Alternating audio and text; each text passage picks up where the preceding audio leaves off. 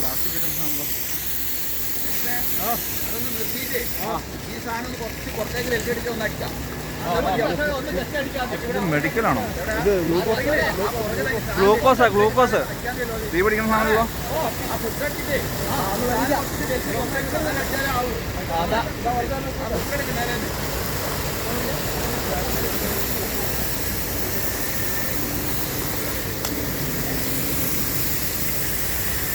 Glucose അല്ലല്ലോ. ഗ്ലൂക്കോസാ?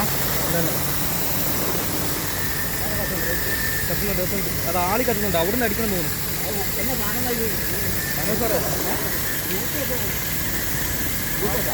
Medical സാധനം. Glucose അവർ പറയുന്നേ. ഗ്ലൂക്കോസ് കുപ്പി പോലെ ഇരിപ്പുണ്ട്. ഗ്ലൂക്കോസാണ് അവർ പറയുന്നത്. ഇത് മറ്റേ സ്റ്റേഷൻ മുമ്പിലത്തെ വണ്ടിയാണ്, ആംബുലൻസ് സർവീസിന്റെ.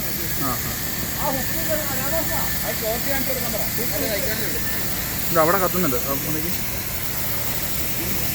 സാറേ നമുക്കൊന്ന് ഇളക്കിയാലോ?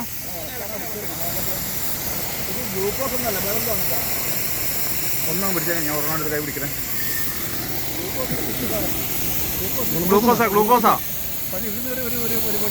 അത്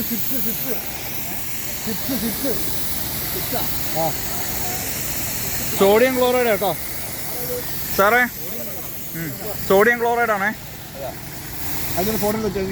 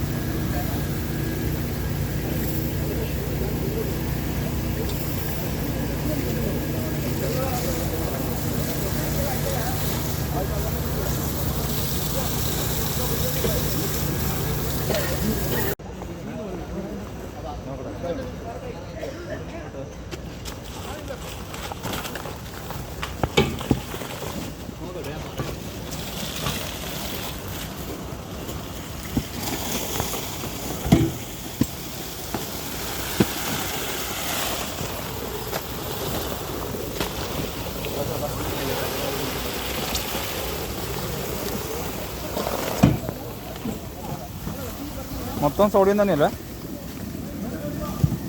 മൊത്തം ഗ്ലൂക്കോസ് സോഡിയം ക്ലോറൈഡ് എന്നാണ് കാണുന്നത്.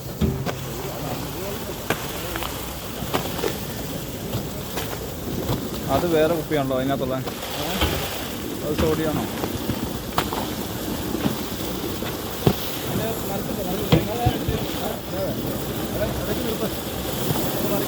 മാക്കൂട്ടം ചുരം റോഡിൽ നിയന്ത്രണം വിട്ടുമറിഞ്ഞ പിക്കപ്പ് വാൻ കത്തി നശിച്ചു. കർണാടകയിൽ നിന്നും മരുന്നുമായി കേരളത്തിലേക്ക് വരികയായിരുന്ന വാഹനമാണ് അപകടത്തിൽപ്പെട്ടത്. അപകടത്തിൽ ഡ്രൈവറും സഹായിയും നിസ്സാര പരിക്കുകളോടെ രക്ഷപ്പെട്ടു.